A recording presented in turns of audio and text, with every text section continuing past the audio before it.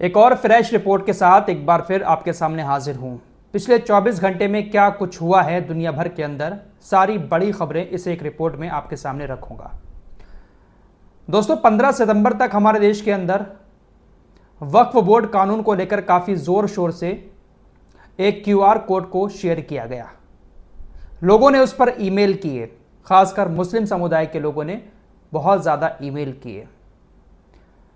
क्या हुआ उन ईमेल्स का, क्या है वक्फ बोर्ड कानून को लेकर अब ताज़ा खबर, इस वीडियो में हम उस खबर पर भी थोड़ी सी नज़र डालने की कोशिश करेंगे। लेकिन पहले आपको मिडिल ईस्ट की तरफ ही लिए चलते हैं। हिजबुल्लाह के ऊपर इजराइल लगातार हमले कर रहा है। हिजबुल्लाह ने आंकड़ा जारी किया है कि पिछले एक हफ्ते के अंदर इजराइल ने लेबनान के ऊपर जो हमले किए हैं, पेजर हमलों को मिलाकर, उसमें तकरीबन 58 हिजबुल्लाह के लड़ाके मारे गए हैं। मौतें तो और ज़्यादा हुई हैं, लेकिन 58 जो हैं वो हिजबुल्लाह के ही लड़ाके हैं। कल जो लेबनान के ऊपर हमला किया था इजराइल ने, उसमें तकरीबन 12 हिजबुल्लाह के कमांडर मारे गए। इजरायली हवाई हमले में 37 लोग मारे गए, जिसमें से 12 कमांडर हैं। 12 में से 2 सीनियर कमांडर हैं। एक का नाम इब्राहिम अकिल और दूसरे का नाम अहमद बहाबी। हिजबुल्लाह के 2 सीनियर कमांडरों की भी मौत हुई है। बाकायदा हिजबुल्लाह ने सभी के फोटो भी जारी किए हैं। हिजबुल्लाह के ऊपर इजराइल ने हमला किया तो उसके बाद हिजबुल्लाह भी चुप बैठने वालों में से नहीं था। हिजबुल्लाह ने भी रॉकेट अटैक इजराइल के गलील एरिया में कर दिया। रिपोर्ट्स के मुताबिक हिजबुल्लाह ने तकरीबन 100 से ज्यादा रॉकेट गलील एरिया में बस्तियों पर दागे, जिसमें 12 लोगों की मौत हुई, 66 लोग बुरी तरह से घायल हो गए। इजरायली यहूदियों की बस्तियों पर हिजबुल्लाह ने यह हमला करके बदले की शुरुआत की।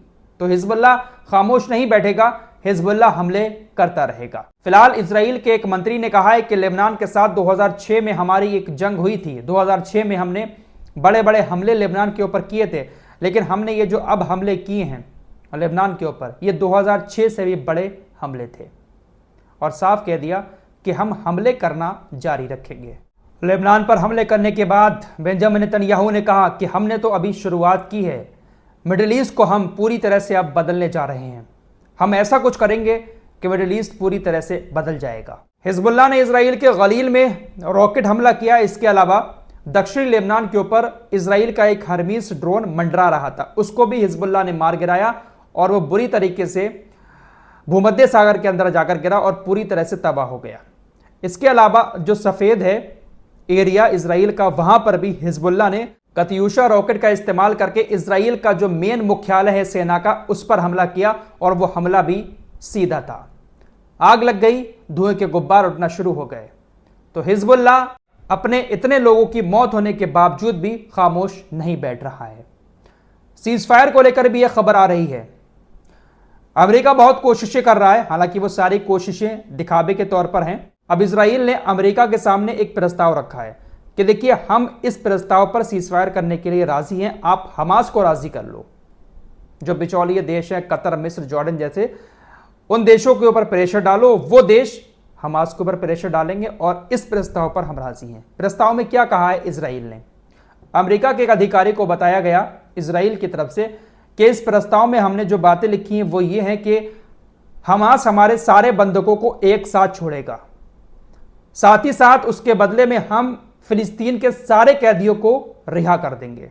और जो याह्या सिनवार हैं हमास के लीडर, उनके लिए हम एक सुरक्षित जगह देंगे निकलने की। वो फिलिस्तीन से बाहर जाकर कहीं भी सुरक्षित जगह पर अपना घर बना सकते हैं, सुरक्षित ठिकाना ढूंढ सकते हैं।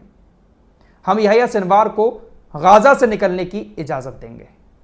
यह हमारा प्रस्ताव है। अगर इस पर हमास राजी होता है तो हम सीजफायर करने के लिए तैयार हैं। अभी इजराइल के इस प्रस्ताव पर हमास की तरफ से कोई भी जवाब नहीं दिया गया है, लेकिन मुझे नहीं लगता है कि याह्या सिनवार इस प्रस्ताव को मानेंगे, क्योंकि इस तरह के प्रस्ताव लाने से पहले इजराइल ने यह बात कही थी कि हम याह्या सिनवार को गाजा से निकलने का मौका दे रहे हैं। याह्या सिनवार ने कहा कि नहीं, हम नहीं निकलेंगे, हम सुरंगों में हैं, गाजा के अंदर मौजूद हैं और यहीं रहेंगे। अब ईरान की भी बात कर लेते हैं। ईरान ने 4000 किलोमीटर की रेंज वाला एक शहीद 136B लॉन्च किया है। यह एक लंबी दूरी का कामिकेज ड्रोन है और इस ड्रोन को दुनिया का सबसे लंबी दूरी का ड्रोन बताया जा रहा है। ईरान अपनी ताकतें तो लगातार बढ़ा रहा है, लेकिन ईरान अपने ऊपर इतने सारे हमले होने के बावजूद भी इजराइल से डायरेक्ट पंगा नहीं ले रहा है, क्योंकि ईरान को अच्छे से मालूम है कि अगर हम भिड़ गए तो ये लोग हमारे ऊपर निशाना साध कर बैठ जाएंगे। जो रेड लाइन है उसको ईरान क्रॉस नहीं कर रहा है, लेकिन हिजबुल्ला, हुतीज, इनको वो आगे बढ़ा रहा है। दोस्तों, लेबनान के अंदर पिछले कुछ दिनों में टेक्नोलॉजी के साथ जिस तरह से खिलवाड़ किया गया इजराइल के द्वारा, पूरी दुनिया को अब डर सताने लगा है कि इंसान कहीं पर भी अब सेफ नहीं है, उनके साथ भी कहीं पर भी कभी भी कुछ भी हो सकता है। एलन मस्क को आप सभी लोग जानते ही हैं, सैटेलाइट में इनकी स्टारलिंक कंपनी है। ये कहीं पर भी कुछ भी कर सकते हैं कभी भी। इनको लेकर एक बड़ी खबर सामने आई है। चेचन्या के ये जो लीडर हैं रमजान कादिरोव, ये व्लादिमीर पुतिन के काफी अच्छे दोस्त हैं और रूस की जो लड़ाई है यूक्रेन के साथ, उसमें पूरी तरीके से ये साथ दे रहे हैं। यूक्रेन और रशिया का युद्ध अभी भी चल रहा है, नाटो पूरा यूक्रेन का साथ दे रहा है, सारी बातें आप लोगों को मालूम ही है। एलन मस्क की जो टेस्ला कंपनी है जो कार बनाती है, एलन मस्क ने एक साइबर ट्रक बनाया था। ये जो कार आपको दिखाई दे रही है इसको साइबर ट्रक कहते हैं और ये काफी खतरनाक मानी जाती है। चेचन्या के लीडर रमजान कादिरोव ने टेस्ला कंपनी के इस साइबर ट्रक पर एक मशीन गन को इंस्टॉल किया और इस साइबर ट्रक को यूक्रेन के बॉर्डर पर भेज दिया। रमजान कादिरोव ने दावा किया कि उनके साइबर ट्रक पर लगी मशीन गन काफी अच्छा काम कर रही थी और साइबर ट्रक भी काफी मजबूत था, लेकिन इस साइबर ट्रक को रिमोट के द्वारा एलन मस्क ने रोक दिया। और रमजान कादिरोव ने मशीन गन को इंस्टॉल करके यूक्रेन के बॉर्डर पर भेजा यूक्रेन के ऊपर हमले करने के लिए, तो उसको एलन मस्क ने रिमोटली बंद कर दिया। साइबर ट्रक पूरी तरह से ठप हो गया। दरअसल हार्डवेयर के अलावा इसमें सॉफ्टवेयर का भी काम किया गया है इस साइबर ट्रक में, और इस सॉफ्टवेयर को कहीं पर भी रिमोट के जरिए कंट्रोल किया जा सकता है। तो जब बनाया एलन मस्क ने है, उनकी कंपनी ने है, तो उसका कंट्रोल भी पूरा उनके पास तो जरूर होगा। ये एक छोटा सा सबक है उन देशों के लिए जो देश बड़े बड़े लड़ाकू विमान इन लोगों से खरीद रहे हैं। अगर ये अरबी देश उन लड़ाकू विमानों का इस्तेमाल इनके ऊपर कभी भी करते हैं तो ये लोग उन लड़ाकू विमान को कहीं पर भी ब्लास्ट भी करवा सकते हैं। जब बनाया इन्होंने है तो ये उसके साथ कहीं पर भी कुछ भी कर सकते हैं।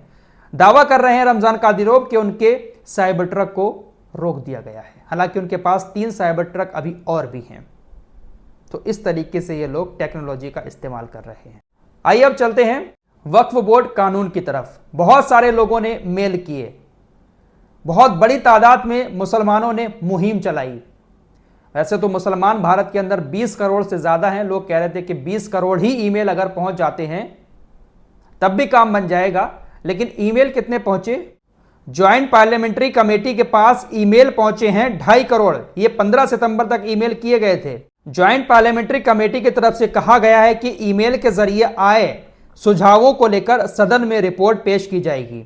लोगों ने काफी बढ़ चढ़कर इसमें हिस्सा लिया है, अपने सुझाव भेजे हैं ज्वाइंट पार्लियामेंट्री कमेटी के पास, लेकिन फिर भी 2.5 करोड़ सुझाव पहुंचे हैं। इसमें से बहुत सारे इस बिल के समर्थन में भी थे। अब ज्वाइंट पार्लियामेंट्री कमेटी बहुत जल्द सदन में पूरी रिपोर्ट पेश करेगी, दिखाएगी कि कितने समर्थन में सुझाव आए हैं, कितने इस बिल के खिलाफ सुझाव आए हैं। उसी के आधार पर शायद कोई फैसला लिया जा सकता है। देखते हैं कि क्या होता है। जैसी कोई खबर आएगी आपको सबसे पहले बताने की कोशिश करूंगा।